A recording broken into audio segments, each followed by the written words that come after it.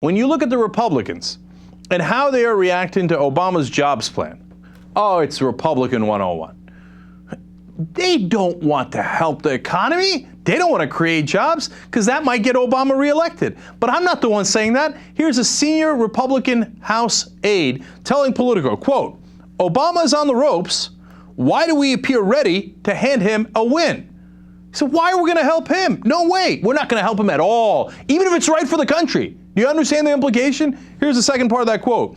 I just don't want to co-own the economy by having to tout that we passed a jobs bill that won't work or at least won't do enough. So they say, look, if we pass a jobs bill, even if it does something, then Obama can turn around and say, well, I passed it with the Republicans. And we can't blame him for it. But if we don't help him, okay, A, you don't get a jobs bill, less jobs, easier to defeat Obama. B, even if it somehow passes, as long as we're against it, we can say, oh, you see that? It didn't do enough.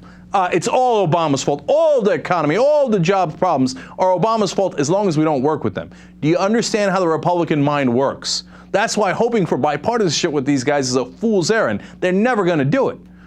Point number two, when they asked Texas Representative Pete Sessions about this, he said, quote, to assume that we're naturally for these things because we've been for them does not mean we will be for them if they cause debt.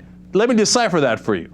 He's saying even the proposals that we were in favor of originally, that President Obama then reintroduced, saying, I agree with you Republicans, we are no longer for them. He said, just because we were for them before doesn't mean we're going to be for them now. No, that's it. We're off this train, okay? And why? Because Obama proposed it. If Obama proposes it, by definition, we will hate it and fight against it. Republican thinking 101. To try for bipartisanship with these guys, are you crazy? Point number three. When they asked Sessions again, they said, okay, well, look, won't you look bad as well? Look at your poll numbers. Your poll numbers are even worse than Obama's. Aren't the American people going to judge you as well? He said, this is interesting. He said, quote, the American people will judge us on the aggregate, not on specifics. In other words, he's saying they're going to forget all the specifics of who is in favor of what bill and what jobs plan. All they're going to remember, we hope, after all of our political spending on all those ads that we're going to get the money from the corporations for to do, we're going to say jobs. Where's the jobs?